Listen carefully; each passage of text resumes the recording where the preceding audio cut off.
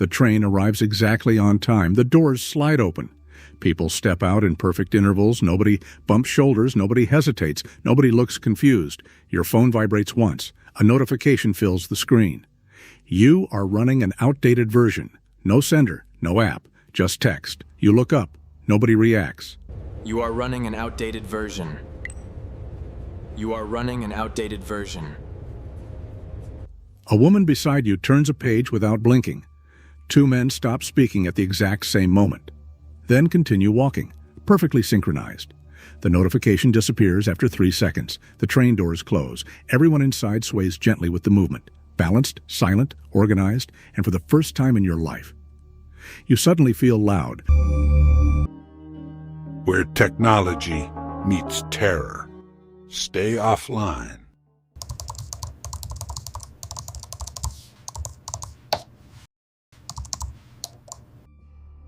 At first, you assume it means nothing. Spam, a glitch, some strange advertisement. But over the next few days, the city begins feeling different. Not dangerous, efficient. Conversations become shorter, cleaner. Nobody struggles to find words anymore. Nobody accidentally says too much. At work, meetings end early because everyone seems to understand each other immediately. Questions receive perfect responses, not smart responses. Emotionally correct responses. One afternoon, a coworker asks if you've been sleeping properly lately. You open your mouth to answer. Before you speak, she nods slightly. You've probably been overwhelmed recently. The exact sentence you were about to say. You've probably been overwhelmed recently. You stop talking. She smiles politely and walks away. Later that evening, two strangers nearly collide in a hallway.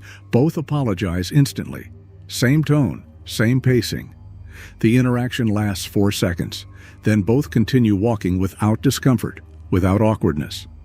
Everything resolves cleanly now. That becomes the disturbing part. Nothing lingers anymore. You begin noticing synchronization everywhere. People mirror posture unconsciously. Expressions align during conversations. Groups laugh at almost identical moments. Nobody interrupts each other accidentally. Meanwhile, your own reactions begin feeling slow, too emotional, too visible. At lunch, someone tells a mildly funny story. You laugh louder than intended. People glance toward you briefly, not annoyed, just aware, like your response exceeded acceptable levels.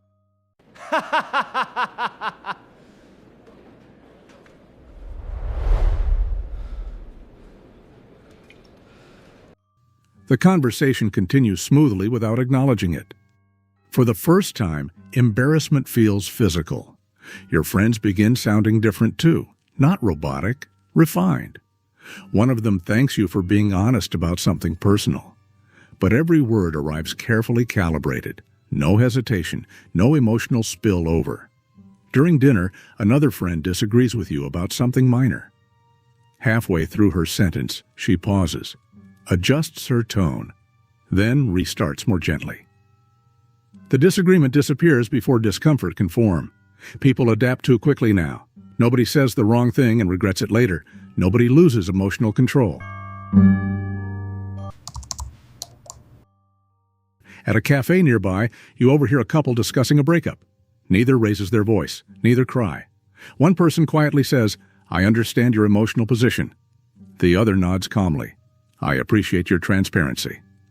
7 minutes later, the conversation ends peacefully.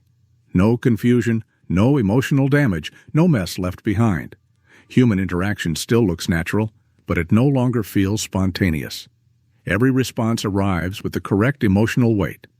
Conversations now resemble processed outcomes. Optimized.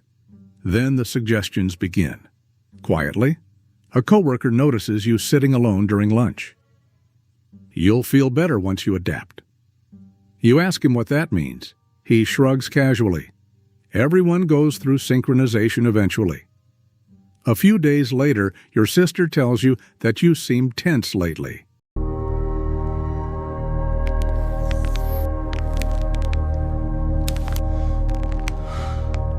You explain that people feel different now, more controlled. She smiles sympathetically. You're resisting adjustment. The wording starts repeating everywhere: adaptation, alignment, synchronization. Like everyone learned the same language at the same time. One evening, you sit inside a crowded restaurant. The room moves in soft emotional harmony. Servers remain calm under pressure. Customers speak quietly. Laughter rises and falls at appropriate moments. Then a man near the kitchen accidentally spills boiling coffee across his hand. The cup crashes onto the floor. For a moment, the entire restaurant becomes silent. The man slowly looks down at his burned skin, then calmly says, "Pain response acknowledged." No panic, no shouting, no anger. A waitress arrives almost instantly. Perfect posture, perfect reassurance. "I'll assist you immediately." The surrounding conversations continue less than 10 seconds later, as if emotional disruption corrected itself automatically. You sit frozen in your chair, because nobody there seemed disturbed, except you. There is absolutely no need to worry. Everything is fine. After that night, you start studying people more carefully. Laughter appears exactly when conversations require release. Concern arrives immediately after discomfort. Supportive phrases emerge before silence has time to form. Nobody overshares accidentally anymore. Nobody spirals emotionally. People still have personalities, but those personalities now fit together too cleanly, like pieces redesigned to connect without friction. At work, someone receives terrible news over the phone. You prepare for crying, shock, anything human. Instead, they inhale slowly, thank the caller, excuse themselves politely, then return 20 minutes later, emotionally stabilized. No unpredictability, just regulation. Thank you for informing me.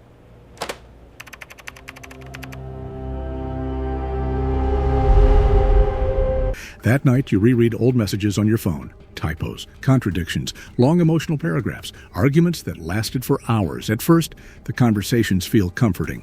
Then, something changes. They begin looking inefficient, messy, emotionally disorganized. You suddenly understand why the world changed.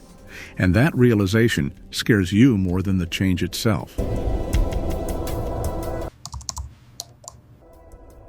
3 days later, the second notification appears.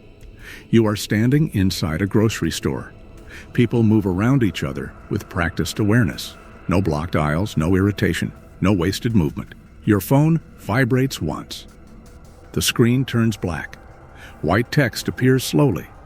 Upgrade to remain compatible. Below it is a single option. Continue.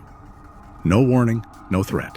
The message feels administrative, routine, like updating software before it stops functioning properly. Nearby, a child drops a glass bottle. It shatters loudly across the floor.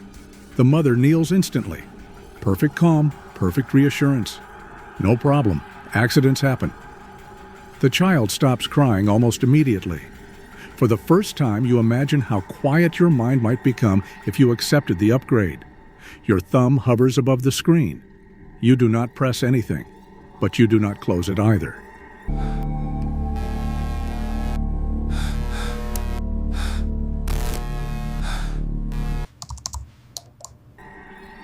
Nobody is being controlled.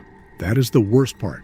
People are changing voluntarily, reducing emotional inefficiency, standardizing behavior until compatibility becomes instinctive.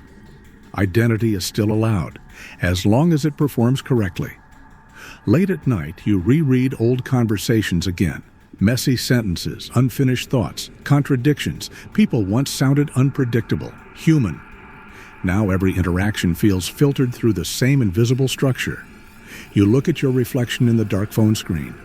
For a moment, even your own expression feels unfamiliar.